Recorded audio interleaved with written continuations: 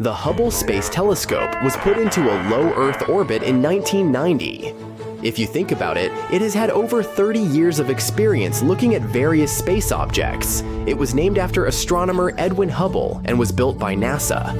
It is also part of a group of devices called NASA's Great Observatories, along with the Compton Gamma Ray Observatory, the Chandra X-ray Observatory, and the Spitzer Space Telescope. The Hubble Space Telescope was built to explore the universe and answer some of its biggest questions, such as how galaxies form and evolve, and how the universe itself has changed over time. The telescope has made many important discoveries, including providing evidence of the existence of dark matter and helping to determine the rate of expansion of the universe. One of the most famous images taken by the Hubble Space Telescope is the Pillars of Creation. It's a photo of a region of the Eagle Nebula where new stars are born. The photo, which was taken in 1995, shows massive pillars of gas and dust towering above the nebula. It has become one of the most iconic images of the universe. The Hubble Space Telescope continues to operate and make important scientific discoveries, despite some initial technical difficulties. In 1993, a problem in the telescope's main mirror was discovered, which affected its ability to focus light properly. A repair mission was sent to the telescope in 1994 to fix the problem. And since then, the telescope has continued to work perfectly. One of the most interesting discoveries made by this amazing telescope is actually pretty recent. A report based on the data from the Hubble Space Telescope shows that there is a faint glow in space around the solar system that cannot be explained by anything we know to exist. Because they have yet to figure out the source, astronomers call this mysterious glow ghost light. We do know that this light is not coming from the stars or galaxies near the solar system, nor is it coming from dust on the solar system's plane. The researchers are not sure what the source of the light is, but they think it might be tiny particles of dust and ice left by comets. But it's only a theory that has not been confirmed. When we study the universe, we often find bright things like planets, stars, and galaxies. But from time to time, we discover some light coming from places where we didn't expect to see it, like from between planets. This light may be coming from deep within our solar system, and it may be a new phenomenon that hasn't been studied before. In other words, there may be something at the center of our galaxy that produces a lot of light. Spacecraft Voyager. I also captured images showing a lot of light coming from the edge of our solar system. How come we haven't noticed this until now? Well, because most of the light in pictures taken by the Hubble telescope comes from things close to Earth. But people usually ignore this light because they're interested in things like stars and galaxies that are farther away. We've never actually looked closely at the amount of light in the universe and where it comes from. Scientists have been using the Hubble to find faint galaxies that may have been missed before and which may be the source of this dim glow. They found that there are not enough such galaxies to account for extra light in the sky. It's not a lot of light though. It is like the glow from 10 fireflies. But it doesn't make it less important. It shows that we may be missing something. Let's look at some other important discoveries we've made with the help of Hubble. Like dark matter, which we can't see but know is there because of its effect on gravity. It makes up for about 23% of the universe. By looking at how it affects light, the Hubble telescope helped make 3D maps of where dark matter is. These maps showed that dark matter seems to be getting clumpier over time, which means it behaves very similarly to how gravity does. The Hubble telescope also discovered 2 new moons around Pluto, named Nix and Hydra, and studied the dwarf planet's changing surface. Additionally, it's found the mass of planet Eris, which is larger than Pluto. This helped scientists realize there may be similar objects in the Kuiper Belt, a region outside our solar system. This led to Pluto being reclassified as a dwarf planet. Further observations of these distant objects could help us understand the evolution of our solar system. Gamma-ray bursts are the most powerful explosions in the universe, and for a long time, no one knew where they had been coming from.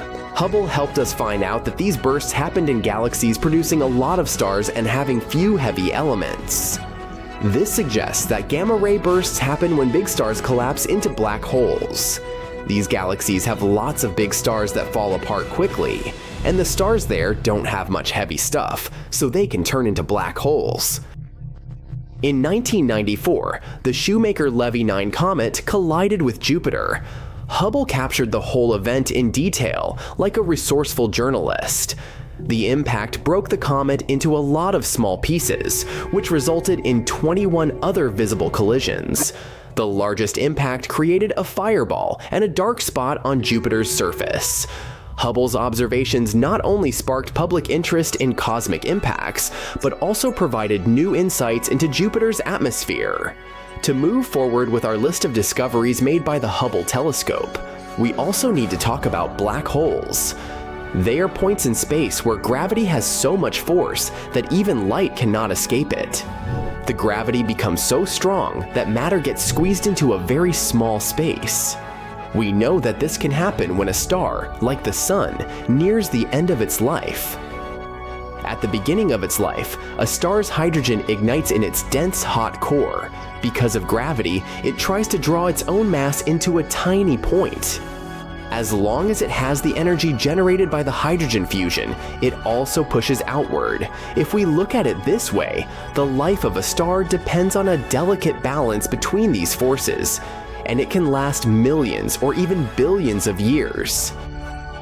Once that energy is exhausted, the only force remaining is that of gravity.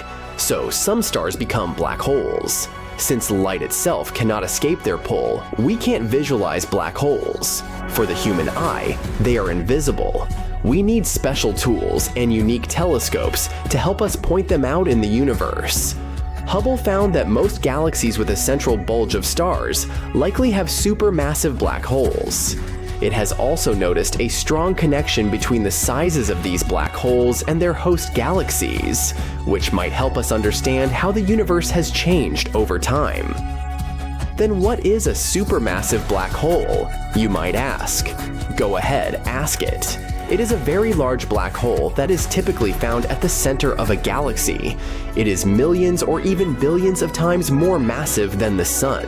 These black holes are so powerful that they can swallow stars and even entire galaxies. Scientists are still exploring these mysterious objects, but they believe that they play a crucial role in the formation and evolution of galaxies. Before Hubble, we didn't really know how old the universe was. It often led to weird paradoxes, like the one where stars discovered by astronomers were older than the universe itself. But by figuring out the approximate rate at which the universe is expanding, Hubble helped us narrow down its age, about 13.75 billion years. Trying to figure out the exact age of the universe is an important question. That's because most astronomers think that the universe has not existed forever, but there's this mysterious thing in space, an unusual spot that scientists haven't been able to explain for more than 15 years. There are different theories, and one of them says that maybe this is an imprint from a collision with a parallel universe. Is this true? Well, let's see. Take a look at this map. This is the map of our universe. Well, not really. This is actually the map of cosmic microwave background radiation, or simply CMB. Many billions of years ago, there was a Big Bang. It was so powerful that it created our entire universe. And, of course, such an event couldn't occur without leaving some consequences. And these consequences are literally everywhere. The Big Bang left electromagnetic radiation, which we know as CMB. We don't notice it in our daily lives, but it's literally here, under our noses. And if you had some kind of superhuman vision, you would see how everything around you shines with this dim light.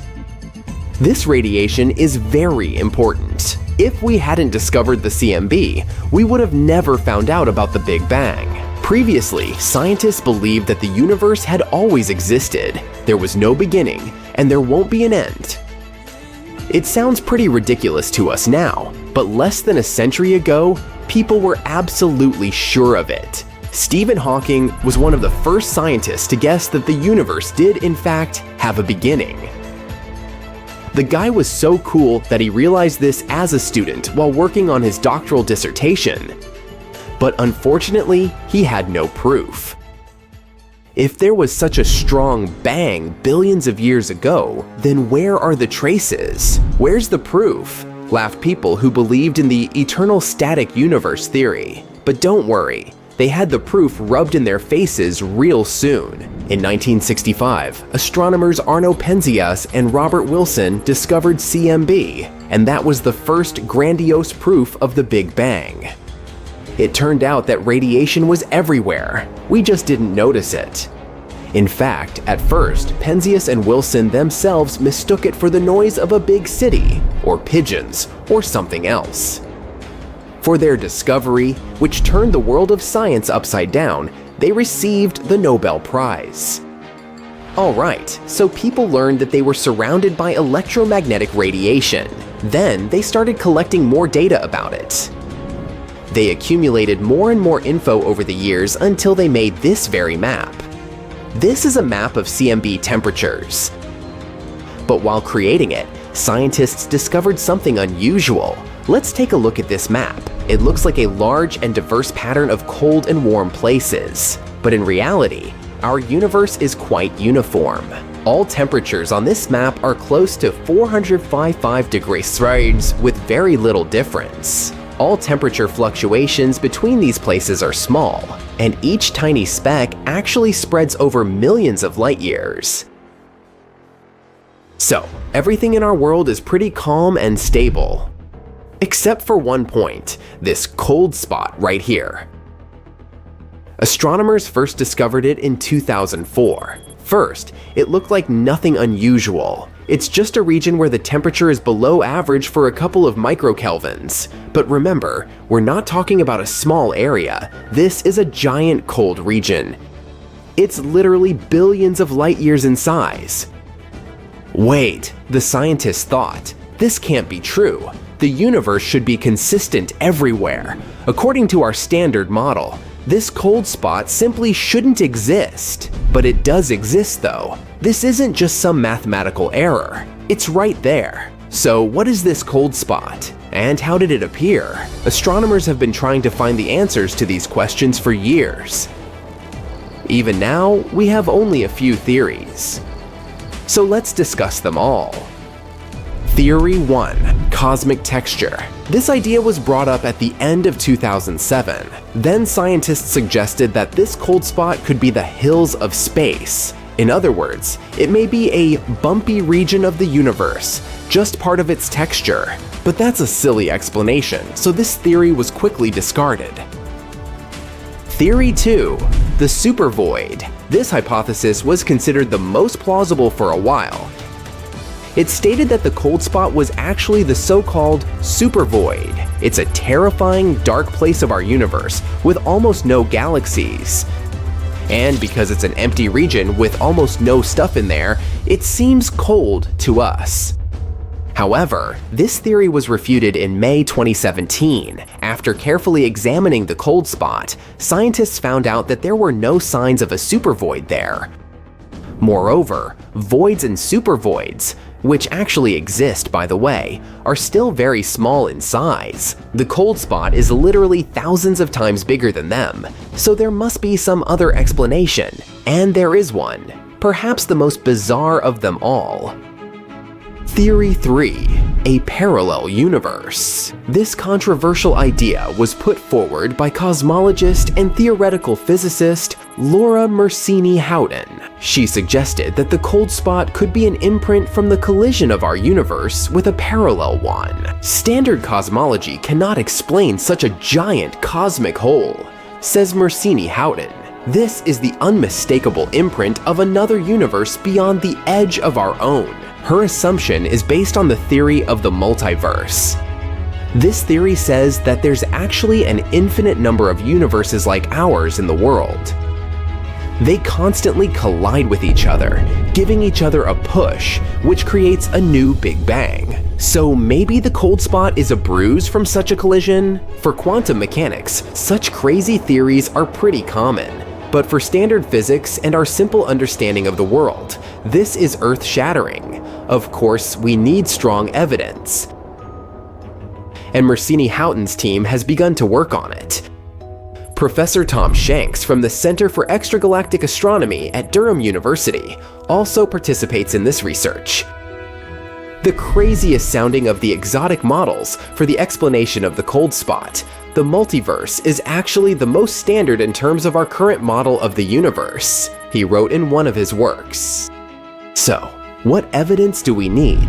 Well, our cold spot is located in the southern hemisphere. According to Shanks, if there really was a collision between two universes, we should find another cold spot, and it should be in the opposite, northern hemisphere. If astronomers actually found it, this theory would be confirmed, and it'd become the first proof of the existence of a parallel universe. But it's not that easy. To find a second spot, we need the latest highly sensitive telescopes. We also need to find out some info about the nature of dark energy, how it affects space, and, in other words, there's still a lot of work to do. Not so long ago, scientists actually believed they had discovered the second spot. Researchers from New Mexico thought they had found it in the northern hemisphere, but unfortunately, this is likely to be a mistake. The map these researchers used had a high measure of randomness, so it's possible that their discovery is just an accident caused by other voids. So basically, we haven't found another cold spot so far despite careful analyses.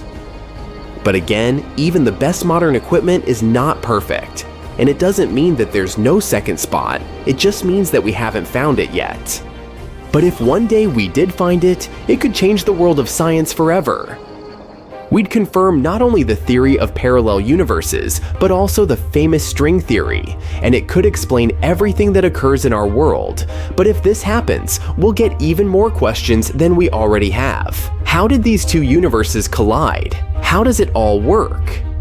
So far, it's all just guesswork. We can't claim that the cold spot is a print from the collision of parallel universes. But we can't refute this either.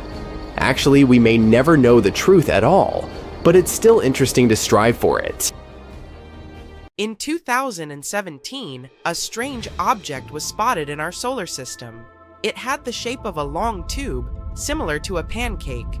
No known asteroid or comet we've seen looks like that. Its exterior was also peculiar. It was at least 10 times more reflective than the average stuff that flies through space, with some saying it had a surface similar to polished metal. When it went past the sun and left our reach, it accelerated faster than what our gravity could account for. At first glance, it was like this thing had a rocket strapped to its back. This unusual visitor even got a special name, Oumuamua, O Muir Muir. It comes from Hawaiian and translates to scout or visitor from a faraway land. And because of its characteristics, scientists soon began to wonder if this was at last a visit from otherworldly creatures. 1-3 Sec Pause. Before they went full-on with the science fiction suppositions, astronomers gathered the information they were sure about, starting with the fact that Oumuamua must have come from another solar system. There must have been some unfortunate event in its home system that led to its ejection. What they didn't know was if this was a comet or an asteroid. They're both celestial objects orbiting a sun, but they have distinct compositions and behaviors. Comets are composed primarily of ice, dust, and rocky material, often referred to as dirty snowballs. When a comet approaches the sun, the heat causes the ice to vaporize, releasing gas and dust particles into space. This creates a bright glowing tail that can extend for millions of miles. Comets generally have elliptical orbits, often taking them from the distant reaches of the solar system closer to the sun. 3 Sec Pause. Asteroids, however, are mostly made of rock and metal. In our neighborhood, they are remnants from the early formation of the solar system and are typically found in the asteroid belt between Mars and Jupiter. Unlike comets, asteroids do not develop tails when they approach the sun, as they don't have ice. Their orbits generally follow more circular paths compared to comets. By all accounts, Oumuamua should be a comet because it seems to come from a different location in the universe, yet it doesn't exhibit the typical signs of cometary activity. Wait a minute. Am I doing a commentary on cometary? Nah, never mind. Oumuamua lacks a tail and does not spew out gas as it passes by. Not like me. Even though it behaves like a comet, it looks more like an asteroid. I'll read 3 pause. Another big question is how scientists even managed to spot Oumuamua in the first place. Considering the vastness of space and time in the galaxy, it's remarkable. Stars have lifetimes spanning millions or billions of years, and the formation of a solar system takes hundreds of millions of years. Even the fastest objects take tens of thousands of years to travel from one star to another. In contrast, humans have only been observing the skies with telescopes for around 400 years, a tiny fraction of cosmic time, and it's only in recent decades, even years, that we've had the technology to detect and track fast-moving, dim objects. Either rocks like these are abundant, or we've been incredibly lucky with our detections, or it simply wanted to be seen. Horse 3 pause. Another question that was asked was where such objects could come from.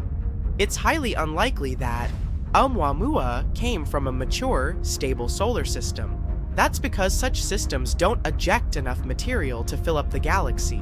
Occasionally, a random rock might get flung out, but it can rarely travel so far.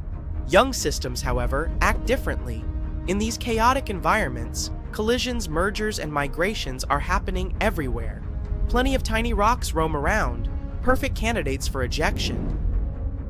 The solar system that kicked Oumuamua out must have had a planet similar to Jupiter. Its massive size and gravity could influence other objects in the system, causing potential ejections. But not all solar systems develop Jupiter-sized planets. Often, massive planets end up close to their stars, becoming hotter versions of Jupiter. These planets, snugly orbiting a sun, are less likely to eject debris. Neptune-like planets might play a role too. While not as massive as Jupiter, they tend to call the outer regions of solar systems their home.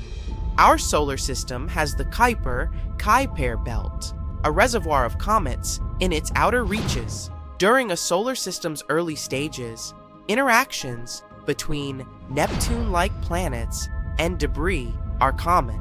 Finding Neptune-like planets in other systems has been challenging though. Our methods for detecting exoplanets work better for massive objects close to their stars, making it difficult to spot Neptune counterparts farther out. A 3 pause. Oumuamua was also linked to a peculiar theory about how life came to be in the universe. Panspermia.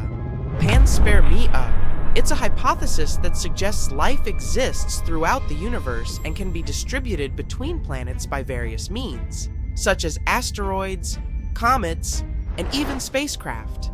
It says that life must have originated in one location in the universe and then spread to other celestial bodies. Fans of the panspermia theory have suggested that such interstellar objects could potentially carry tiny microbes, those building blocks of life between star systems. If such objects were to impact a planet or a moon, they could transfer these materials and seed the celestial body with life. For now, there is no evidence to support the idea that this comet in particular has transported life between star systems. Alker 6, 3 pause. After years of research, the overall consensus became that Oumuamua was indeed a comet. The reason why it moves strangely is because it might have frozen hydrogen on its surface that reacts when touched by sunlight. The closer it got to our sun, the faster it became, releasing that hydrogen, and also changing its path through our solar system. Its color also supports this theory. It's red, which might mean it's been hit by cosmic rays for a long time. The longer it was touched by those rays, the more hydrogen it gathered in the process. But since they can't be completely sure, astronomers have a plan to follow this visitor. One idea is to send a mission to check it out. It's already far away from us, but it may not be too late just yet. We may be able to send a probe fast enough to catch up with the comet. The plan was named Project Lyra and aims to use the Earth's orbit and that of Jupiter to bounce out a probe far enough to reach Oumuamua.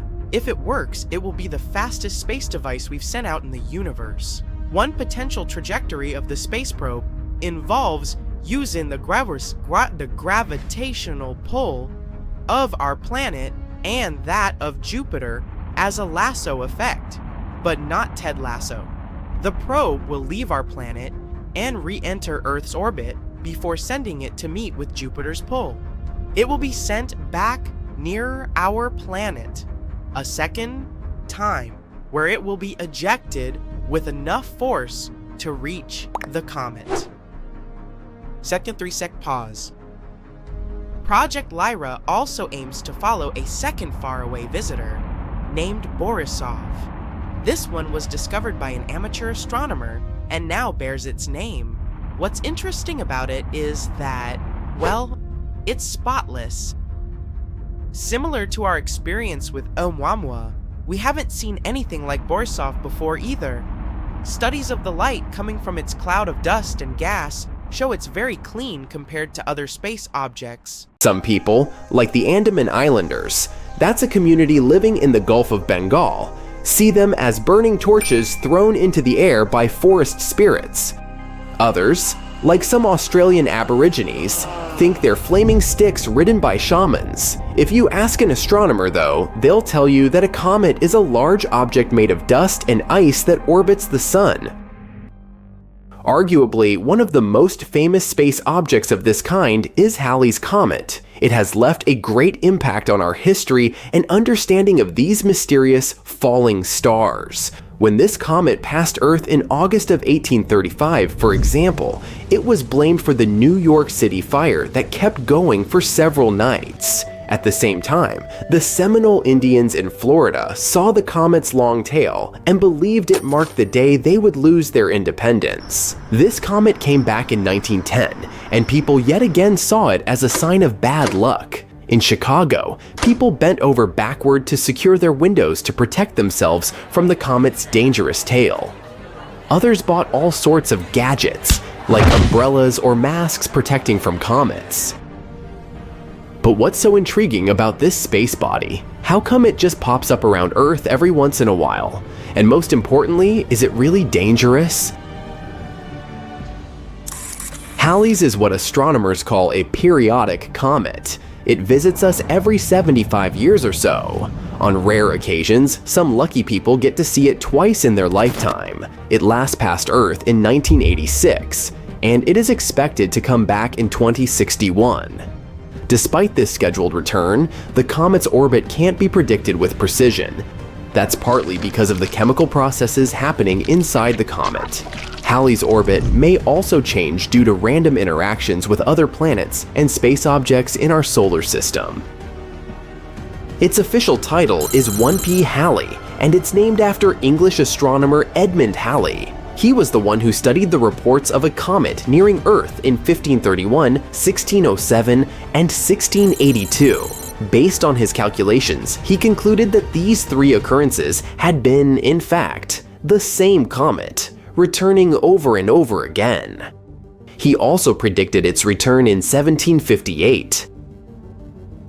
Halley's discovery also pointed out that some comets, like this one, orbited the sun, but their journey was not circular. If you look at it in 2D, Halley's orbit looks like an elliptical wire dangling from the sun. Sadly, Halley didn't live to see the comet's correctly predicted return, but it was named after him. According to the European Space Agency, the first sighting of Halley's Comet dates back to March 30th, 239 BCE. Asian astronomers noted it down in the Shiqi and Wenshengtao Chronicles. but another study claims that we might have first noticed it even earlier than that, during the times of the ancient Greeks. Writings from that period reported a huge meteor that landed in northern Greece, leaving the local population perplexed. It soon became one of the ancient world's most popular tourist attractions. But the authors also noticed a comet in the sky at the time the meteor landed. They also reported the fact that the unusual space object had remained in the sky for about 75 days. Shakespeare himself seems to have written about this comet in his play Julius Caesar around the year 1600. In this work, he included a now famous phrase speaking of comets as unusual signs, saying, "The heavens themselves blaze forth." It wasn't the last time famous writers felt a certain connection with this object. Writer Mark Twain even said in 1909, "I came in with Halley's Comet in 1835. It is coming again next year, and I expect to go out with it." Surprisingly, Twain passed away on April 21, 1910, one day after Halley's had emerged from behind the far side of the sun. We got a better look at the comet when it last passed us in 1986. Several spacecraft were sent toward Halley's to take samples of the comet's composition. This fleet of spaceships, dubbed the Halley Armada, flew nearby, one of them taking several pictures of the comet's core for the first time in history. We also had much better telescopes to look at the comet as it swung by our planet this time. Based on current studies, there's little to no chance that Halley's Comet could actually pose any danger to our planet. Most of the bad things associated with the comet were just fabrications. Even better, comets in general may have made life on Earth possible. Specialists believe that early in our planet's history, collisions with comets brought a significant amount of water here, which helped to form our oceans. These space objects may have also gifted us organic material necessary for the formation of life.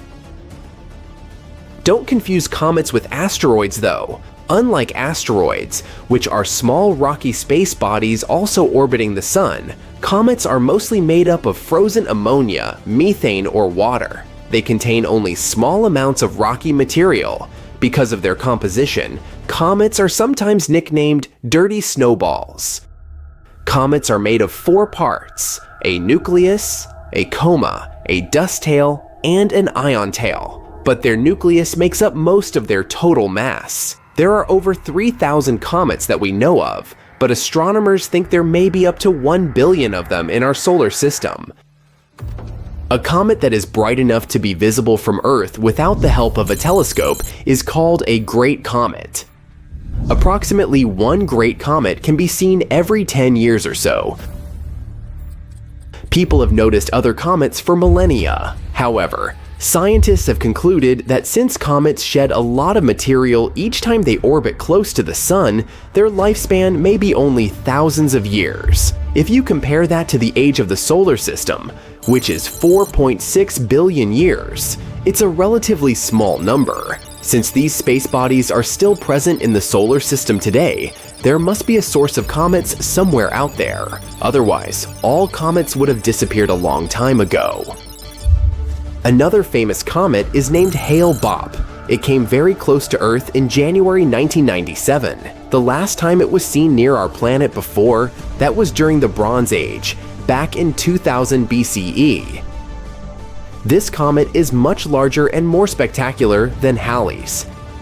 Its nucleus stretches for up to 24 miles in diameter and can be seen from the surface of our planet with the unaided eye. Comet Borrelly was the second comet to be studied up close by a spacecraft. NASA's Deep Space One approached it in 2001 and gave scientists a detailed report of the comet's black core. This comet is surprisingly lopsided, but the reason for its unusual shape is still up for debate. Halley's Comet appears to have formed in the Oort cloud at the outer edges of the solar system, but Borrelly is said to come from an icy cloud of rocks beyond Neptune, which is called the Kuiper Belt. Comet Hyakutake gave us quite the show when it passed just 9.3 million miles from Earth in March 1996. It looked like an ice blue splash with a faint gas tail. This comet amazed astronomers too, as it produced X-rays 100 times more intense than scientists had predicted. A spaceship called Ulysses passed through Hyakutake's tail in May 1996, reporting that it was at least 350 million miles long. That's double the size of any other known comet's tail. The comet Wild 2 was examined by NASA's Stardust spacecraft back in 2004. The probe managed to fly within 147 miles of the nucleus of Wild 2, giving us some of the best comet pictures to date. It was also the first time we got samples of dust particles from a comet. The precious cargo came back to Earth in January 2006. Its aim was to shed light on the conditions under which Wild 2, and the solar system for that matter, formed those billions of years ago. Wild 2 is about 3 miles in diameter and covered with craters and cliffs. A sound from space? When up there in space, no one can hear you talk, laugh, or scream. Or at least that's how the saying goes. People can't hear anything in space due to its condition. Still, if you have the right conditions, like the hot gas that surrounds the black hole located in the center of Perseus, space can be quite noisy. That's the galaxy cluster 250 million light-years away from us. Researchers caught an actual sound of space, waves rippling through the plasma gas in Perseus. They first realized black hole generates acoustic signals in 2003, but this is the first time they brought these signals to the human ear. And, wow, this sounds terrifying. Canyons filled with liquid on Titan. Almost a decade ago, NASA spacecraft discovered deep canyons on one of Saturn's moons, Titan. They're about a half-mile wide and they kinda look like the Grand Canyon, but they're filled with liquid hydrocarbon. This was the first time we came upon evidence of canyons and channels filled with liquid on Titan. Our solar system is full of small particles and bigger rocks that circle the sun, the same way as planets. Sometimes it happens some of them change trajectory, which is why falling pieces of debris strike the planets. Most of the meteorites and comets originate in our solar system, some from the asteroid belt between Jupiter and Mars, while others come from the Kuiper belt, that's located beyond the orbit of Neptune. But 5 years ago, scientists found something unusual, a red, elongated floating space rock called Oumuamua. It could be more than 3,000 feet long, but its size still wasn't the most impressive part. It was the first interstellar object we saw passing through our solar system. It means it formed and came outside of it. It was traveling way faster than asteroids and comets from within our solar system. No one knows where this weird object came from. Many years ago, when it started its journey and sailed away from its parent planetary system, the stars weren't in the same position as they are today, so it's hard to pinpoint where Oumuamua ran away from. The rock could have been on its journey for billions of years.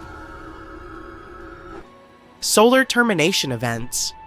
Our sun is not just a flaming ball of gas we see in the sky. It's actually a pretty complex network of towering plasma fountains, magnetic fields, and blobs of unusual matter 500 times bigger than our own planet. And then there are solar termination events. When it comes to its activity, our sun goes through a natural cycle of troughs and peaks. Approximately every 11 years comes the time when the sun is more active than in other periods of the process. As the cycle goes to the end, there are fewer emissions and sunspots. That's because magnetic fields are weakened at that point, and they collide along the sun's equator. This results in enormous tsunamis of plasma. They pass across the solar surface for weeks. These are the most powerful storms in our solar system. They twist, snap, and lash out into space, and seriously affect our power grid. As they wake, large spots start to form on the sun, close to the strong magnetic field lines. Usually, that's when the cycle begins all over again. No one still knows why exactly they form. Also, We're not sure if this only happens at the end of the cycle, and knowing more about this could help us prepare for raging solar storms better. Tsunamis on Mars. It appears the shorelines under the Martian surface formed because of two enormous tsunamis. Mars has something that's probably the longest landslide in our entire solar system. The rocks rolled down the mountain probably billions of years ago. They fell into the water and caused a gigantic wave that rushed across the Martian landscape. As the tsunami was getting bigger, the rocks scraped all along the solid ground beneath them, and these sandy waves left their prints on the shoreline, not so close to Olympus Mons. That means it's possible the waves traveled a couple of hundred miles. This supports the theory Mars once had an ocean hidden below its dry desert surface. Sure, Oumuamua was cool because it was the first object we've seen coming from outside of our solar system. It's past us now, so it's not possible to study it anymore. But something else came from outside of our solar system after Oumuamua. A comet called Borisov. It came with a tail over 100,000 miles long. Teams got the first images of Borisov in 2019. A bright white glow was surrounding it, and that was one of the first signs where scientists realized this comet wasn't from our solar system. They tried to collect as much information as possible because they remembered how quickly Oumuamua got away. Borisov came from a freezing place as cold as the Kuiper Belt. One theory says it may have originated around a red dwarf, which is the most common type of star in our galaxy, the Milky Way. But, unfortunately, Borisov was also very fast. So fast they only managed to see it a couple of weeks before it passed our planet. By now, it's almost out of our solar system. Finding new planets is always such a thrill, just like it was in 2017, when a group of researchers discovered Super-Earth. It's an exoplanet, which means it orbits a star outside of our solar system. This one has a mass almost 3 times that of our planet, and it's only 21 light years away. It orbits M dwarf star, and it manages to make a full circle in only 2 weeks. So that's how long the year is on this planet. It's closer to its star than Mercury is to our sun. But M dwarf stars are cooler than our sun, so it's possible this planet still has water. Super-Earth is generally a term for planets that are lighter than ice giants such as Uranus and Neptune, yet more massive than Earth. They can be made of rock, gas, or even a combination of both. The one they discovered in 2017 is especially interesting because this type of planet can also hold some form of life. Leroy Chiao is an astronaut who commanded the International Space Station back in 2005. This one time, during his final spacewalk, some pretty unusual lights caught his eye. It looked like 5 lights flying near him. They were in the shape of a pyramid since one light was a bit further ahead. Chiao immediately called one of the crew members who was also out there at the same time, taking a spacewalk. He asked his colleague if he saw the flying objects, but apparently he didn't. Researchers were intrigued by this story, so they examined satellite images to see if that was the thing Chiao saw. One of the options was that Chiao had seen fishing boats off the coast of South America. With bright lights, they wanted to attract squid. But since it was twilight time, the rotation of our planet may have made them appear to fly by. Neutron stars slamming into each other after a massive star comes to its end in a strong supernova explosion. Its core falls apart. Then, it forms the densest form of matter we know about in the whole universe, called a neutron star.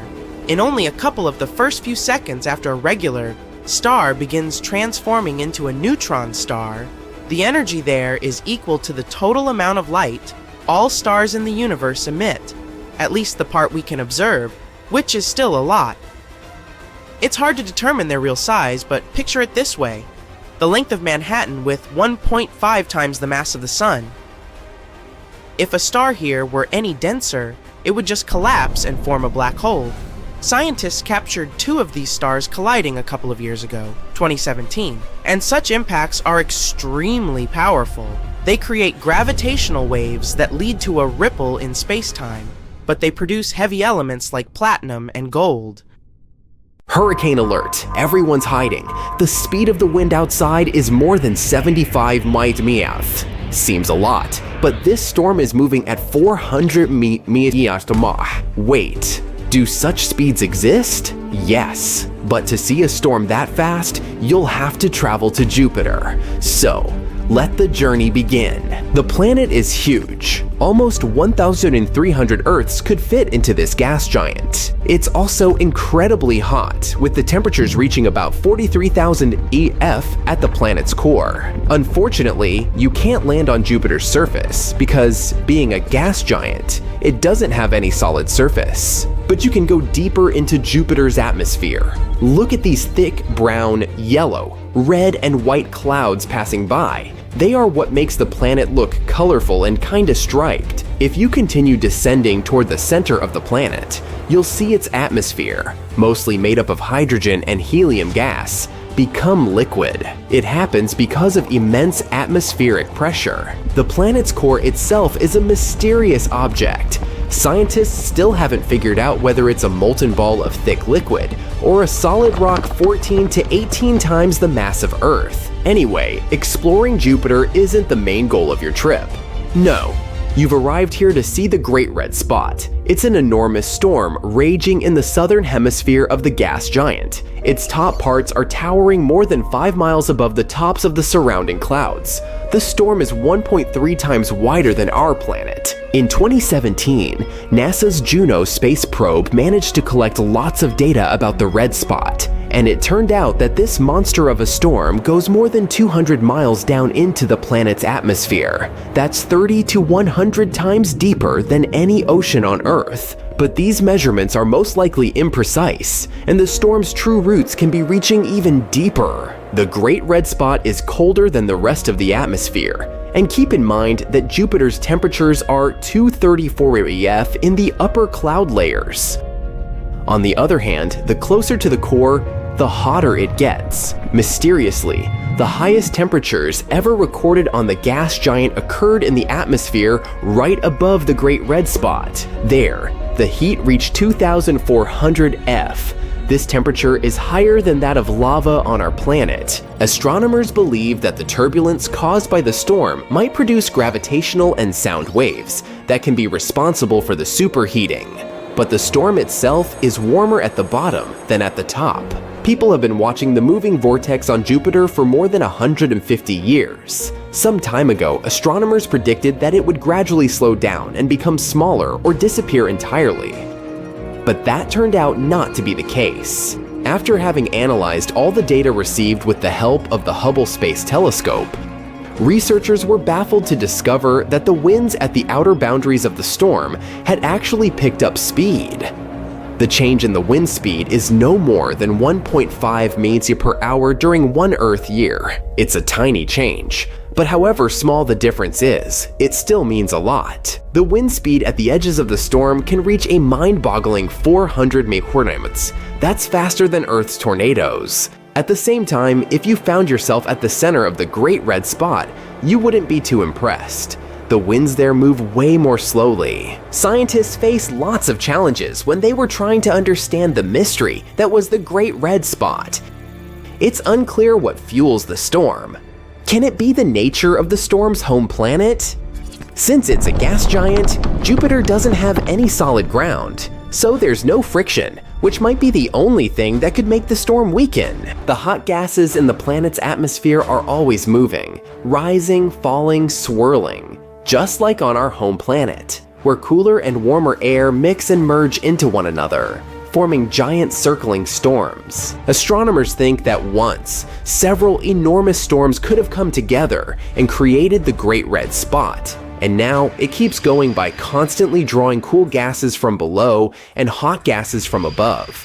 Plus, the storm might be absorbing other, smaller vortices. This makes the Great Red Spot even more powerful. Unfortunately, thick clouds on Jupiter don't allow astronomers to see what's going on in the planet's lower atmosphere. Scientists have been speculating on what may hide beneath the Great Red Spot for decades. Is it a massive volcano? Unlikely. Jupiter is mostly made up of gases, and it doesn't have a crust that could crack, letting lava escape from the planet's interior. There are also a few theories explaining why the storm has its trademark color. It varies from whitish and pale salmon to bright orange and brick red. Some scientists believe the answer lies deep below the Great Red Spot, closer to the planet's surface. A colorless layer of gas might be reacting to the UV radiation coming from the sun. This is probably what gives the storm its red color, but so far it's just a theory. Hey, your guess is as good as mine, huh? Jupiter isn't the only planet that can boast having a giant storm. Another one as wide as our home planet rages on Saturn. It's called the Great White Spot. How clever! The storm has a tail of white clouds encircling the entire planet. It occurs every 30 years or so. This storm indeed starts as a spot, but then it starts stretching and stretching. Astronomers have figured out that the Great White Spot is actually a huge system of thunderstorms. At the top of the storm, lightning can flash more than 10 times per second. But the main mystery about the Great White Spot is where it gets its energy from. Some scientists think it may be powered by the sun. Others argue that the storm's cloud pattern only makes sense if there's an internal source of heat that can power the winds.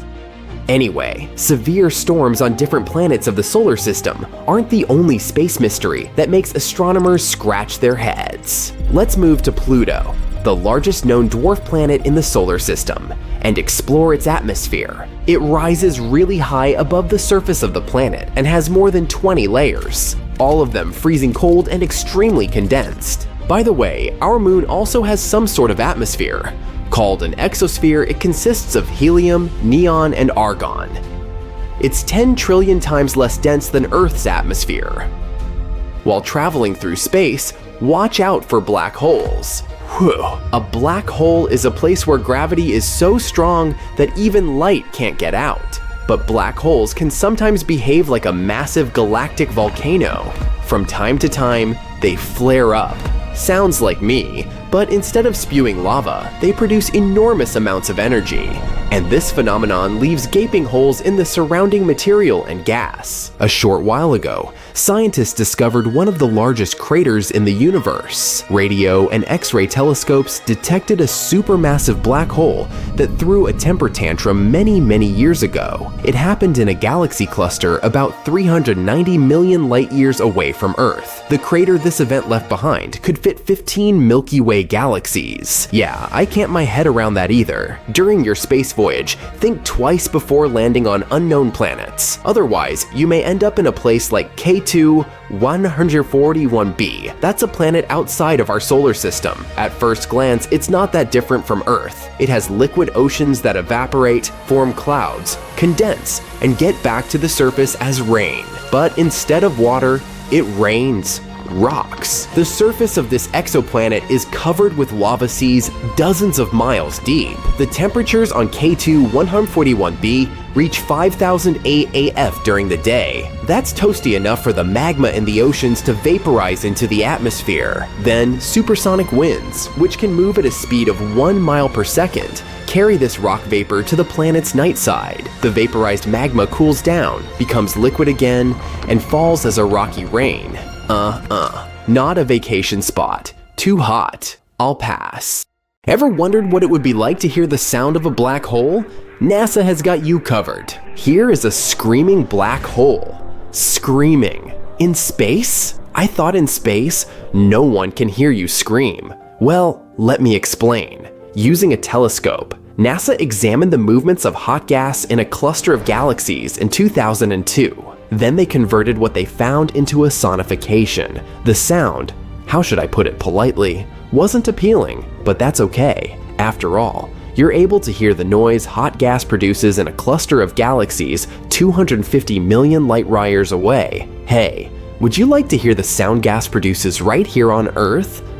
Never mind. Sound waves already existed over there in the gas cluster, so experts just rescaled them to the range of human hearing. This is how they converted the input coming from the telescope. The principle is universal. In our atmosphere, we can hear stuff because pressure waves move through a medium like liquid or gas. Sound waves in these galaxies can also move because they're surrounded by gas. What does it have to do with black holes? Well, the thing triggering those pressure waves in the cluster is a giant black hole. To be more precise, it's a supermassive black hole that weighs millions of times more than the Sun. Experts still don't fully understand the relationship between supermassive black holes and the clusters surrounding them. They only know that these two evolve together. They're interrelated. The cluster feeds the black hole with new material and so on.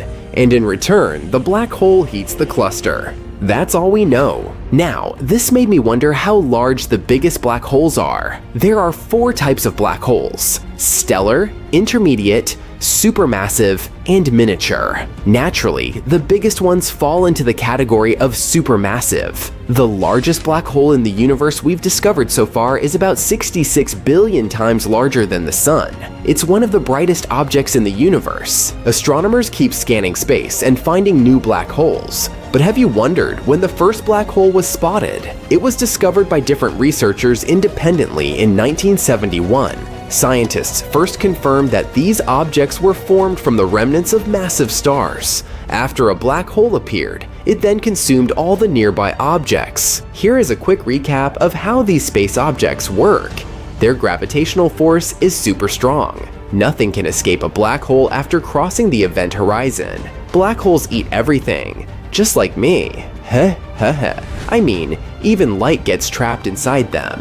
What's even cooler, scarier, is that the laws of time and space become distorted there. If you were falling into a black hole, you would realize that time slows down there. Einstein explains this in his famous general relativity theory. In very, very basic terms, time gets affected by how fast you are moving at extreme speeds. NASA has discovered a rapidly growing black hole, but don't worry, the world isn't in danger. This black hole has been in front of the eyes of astronomers this whole time. It's in a region of a well-studied sky field. Astronomers say that this hole formed 750 million years after the Big Bang. You know, the birth of our universe. So why are black holes so bright? Well, that's a bit ironic. When I defined this space phenomenon, I said that black holes were so dense that even light got trapped there. But ask any astrophysicist, and they'll confirm that black holes are among the brightest objects in space. That's because black holes don't exist alone. They sit at the centers of galaxies and are usually surrounded by clouds of hot gas. And these clouds create cosmic auras around black holes. I must mention though, that you can't see a black hole directly. What you see is actually the effects it has on its environment. For instance, you can see space objects being ripped apart by a black hole. Remember when the first time ever silhouette image of a black hole was shared with the public in 2019? Proof, you fellas. You wouldn't really see the black hole if there was no orange ring. Why is the ring orange and not green or purple? The dark circle inside is the shadow of the black hole. The glowing orange of the bright ring in the image isn't the real hue of the gas. I'm a little heartbroken here. It's a representation picked by researchers to depict the brightness of the emissions. A scientist explained that yellow is the most intense emission, red is less intense, and black has little or no emission at all. In the optical range, this ring would likely seem white, perhaps tinged with blue or red. Spaghettification is a real word. That's an astonishing ability black holes have. If a giraffe fell into a black hole, it would stretch into a long, spaghetti-like strand. On Earth, the giraffe's legs are closer to the center of Earth, so they're more powerfully attracted to the surface than the animal's head. This rule works in the animal's favor on Earth, but would work against it inside a black hole. In a black hole, there's extreme gravity. The closer the giraffe's legs got to the center of the black hole, the more the pull of gravity would stretch them, and the closer to the center the giraffe got, the faster its legs would move. But the top half of the giraffe's body would be farther away, so it wouldn't move toward the center as fast as the legs. Here comes the spaghettification. Can we have meatballs with that? No? The only difference between a black hole and our sun is that the center of the hole is made of super dense material. It provides the black hole with a strong gravitational field that can trap everything, including light. This is why we can't see black holes. Did you know that theoretically, you could turn anything into a black hole? For instance, if you shrank the sun to approximately 4 miles across, you would compress the matter inside to an extremely small size. This would make it so dense that our star would turn into a black hole. You could do the same with a planet or even your own body. Is there something called a white hole, or is it just a myth? White holes exist in theory. Hypothetically, they function in the opposite way to black holes. Nothing can enter them. Physicists think of black and white holes as yin and yang, or two sides of the same coin. For them, a white hole looks exactly like a black hole, which makes different things come out of it. But the existence of white holes hasn't been proved yet. And how about wormholes? There are so many movies about black holes and wormholes. How many of them are based on reality? And how much is fiction? Some people believe that black holes function like wormholes. You go inside and exit in another part of the universe. Since we still have a lot to learn and discover about physics, no one can prove this theory is wrong or right. Astrophysics says we need to have a solid theory that unifies general relativity with quantum mechanics. Black holes are among the largest structures in the universe, but there might be tiny specimens. The mass of the smallest black hole we know about is only 3 times greater than that of our sun. Apparently, black holes can vanish. Stephen Hawking developed a theory of Hawking radiation. According to it, radiation decreases the mass and rotational energy of black holes, and ultimately, they evaporate. This process occurs very slowly, though, if we're not talking about small black holes. Astronomers have discovered an elusive black hole in the neighboring galaxy. What makes this one special is the fact that it's the first dormant stellar black hole outside of our galaxy. This type of black hole is hard to observe because such holes don't interact much with their environment. They don't emit as much radiation as other black holes. Back here on Earth, what about sinkholes? Well, different physics. Yet, if you cross the event horizon, your whole car can disappear. Whoops. No one will hear your cry in space, or something like that. We've all heard this famous chilling phrase, and it's actually true. Space, for the most part, consists of a giant nothingness. There's a lot of, space in space. But this doesn't mean that there are no sounds in space. In fact, there are plenty of them. And some of them can even make you shiver. Let's take a look at the scariest space sounds. First of all, how are cosmic sounds even recorded? Sound is just the vibration of molecules. When you scream, you make the molecules push each other furiously until they reach the ear of the person you're yelling at. Then these vibrations get transmitted to the brain, and we recognize them as something that you might need to apologize for. In other words, to hear something, we need molecules, and that's where things get complicated. There aren't any of them in space. The entire universe almost completely consists of vacuum. No, not a Hoover. Absolute nothingness. However, the wizards from NASA still record space sounds somehow. How do they do it? The thing is, there are some types of waves that don't care about molecules. We regular folk can't perceive them without some special devices. These waves include, for example, radio waves. We'll need a radio or something like that to recognize them, and that's exactly what NASA's satellites do. They catch random radio waves.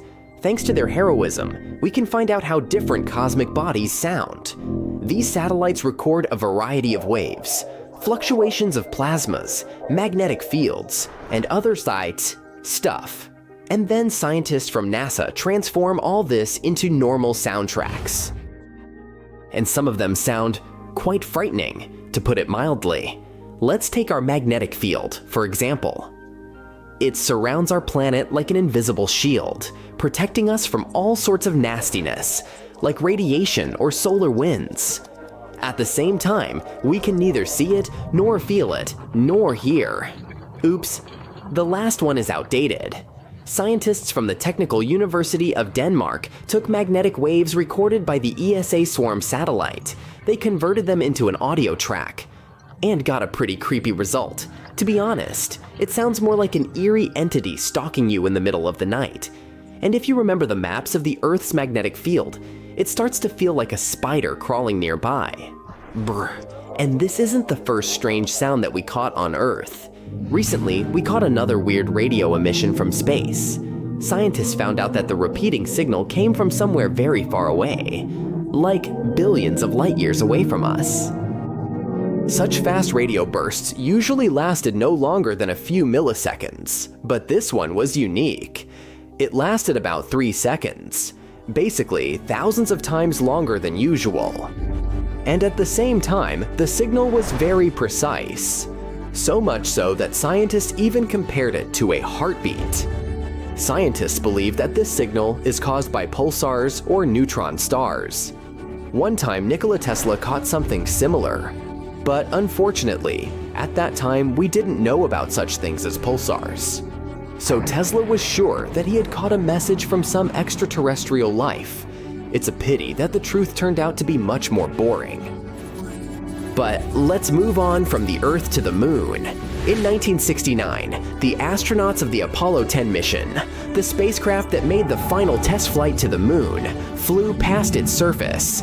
And then they caught some strange signals coming from the dark side of the Moon. The side that we never see, because the Moon is tidally locked to us.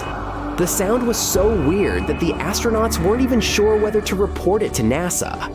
They were afraid that they wouldn't be taken seriously, and maybe even not allowed to participate in the next space missions. Here's what it sounded like. But, according to NASA, it's not some creepy extraterrestrial music at all. These may be just some radio waves that affected each other because of their proximity. Although the astronauts who heard it for the first time probably felt a little creeped out. Let's move to the other planets.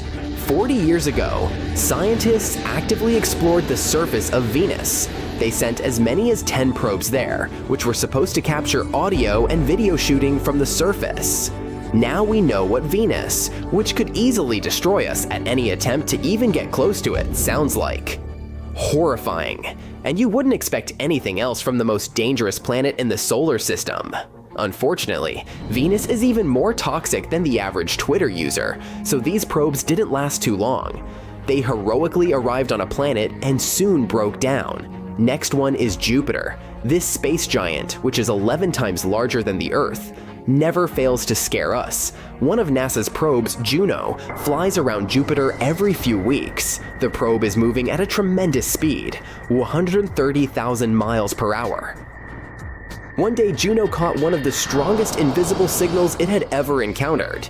This was the point at which the mad solar wind came into conflict with the magnetic field of Jupiter. It kinda sounded like a cosmic boom. The original sound lasted 2 hours, but it was compressed to a few seconds. It actually sounds more like a collision of a sea wave with a rock. But here, in terms of horror, Jupiter, surprisingly, loses to one of its small moons, Ganymede. In 2021, the Galileo space probe flew past Ganymede, and during its flight, it received a rather strange recording.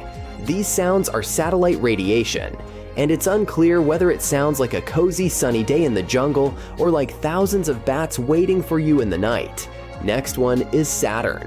This signal was caught by the Cassini-Huygens Automatic Interplanetary Station, which was launched into space in 1997. When flying past Saturn, Cassini recorded a pretty scary sound. This terrifying cry of thousands of souls is actually just some radio waves. They aren't too different from what the auroras emit on Earth. A little later, Cassini received another recording, the sounds made by lightning and thunderstorms on Saturn. They sound pretty interesting too. More like popping popcorn or a Geiger counter, right? But that's just because these lightning strikes have a crazy frequency. Moving on from the solar system to outer space. The famous Voyager 1 was launched back in 1977 and continues to send us data even 40 years after its launch. In 2012, it left the solar system and entered interstellar space. And then, while abandoning its home, Voyager 1 detected the sound of plasma waves. The original recording lasted 7 months, but fortunately, scientists felt sorry for us and reduced it to 12 seconds. It isn't really eerie, but is still kind of unsettling. And although it feels like nothing can beat Saturn's horrors, let's end this tournament with one of the scariest objects in the universe, a black hole. This sound was recorded by the Chandra Space Telescope. While studying a cluster of galaxies in the constellation Perseus, they discovered something strange. Some undulating movements appear from the center of the cluster. They spread out in all directions, like circles on the water. Scientists have suggested that this was caused by a supermassive black hole. The thing is, black holes don't always devour space objects entirely. Sometimes they kind of spit them out. This causes vibrations of gases, which we can convert into soundtracks. What's interesting is that the oscillation of each such wave actually lasts about 10 million years. You're just listening to a very accelerated recording. Scientists have reduced the delay between oscillations by about 144 quadrillion times. So, let's check it out. This is probably the eeriest sound from the whole list. Nothing too loud or wild, but there's something dark and disturbing about it. Those were the scariest space sounds captured by NASA. To be fair, most of them sound creepy simply because they're radio waves, but it's still fun to get spooked sometimes. Imagine a universe made of antimatter. In this alternate reality, the building blocks of matter are made up of particles with opposite charges, creating a strange and wondrous world. What would it look like? Would the laws of physics be inverted? Would time run backwards? Buckle up and let's find out. First off, let's figure out what antimatter is. We know that our universe is composed of matter. Matter is made up of tiny particles called atoms. These atoms are made up of protons, neutrons, and electrons, which together form matter and make up everything around us and what we're all made of. Antimatter, on the other hand, is just like regular matter, but the opposite. Just like how superheroes have opposite powers from their villains, antimatter has opposite properties from regular matter. So, while regular matter has protons with positive charges, antimatter has antiprotons with negative charges. Instead of electrons, we have positrons, and instead of neutrinos, we have antineutrinos. It's like the mirror image of everything we're familiar with. Now, here's an interesting part. When an antimatter particle and a matter particle collide, they annihilate each other and release a huge amount of energy. This is both a benefit and a drawback. On one hand, because of this property, studying antimatter is very difficult and expensive. We have to be very careful to ensure that antiparticles don't come into contact with ordinary atoms and don't annihilate each other. On the other hand, the huge amount of energy they release could revolutionize our lives. Perhaps one day, we'll start using them in propulsion systems for space travel. Imagine how amazing that would be. Scientists suggest that at the beginning of the creation of our universe, immediately after the Big Bang, matter and antimatter were equal. But this raises the question, where did the antimatter go? If they were truly equal, our universe would have been instantly destroyed before it could even be formed. Particles and antiparticles would have annihilated each other. Unfortunately, scientists themselves are not sure. They have a theory that the laws of physics were slightly different in the early universe, leading to an imbalance between matter and antimatter. So, after the Big Bang, particles and antiparticles began to mutually annihilate each other. However, for some reason, antimatter started to disappear. In the end, matter won. This process led to the creation of our universe. In the science world, it's known as baryogenesis. However, there are also scientists who offer more grandiose ideas.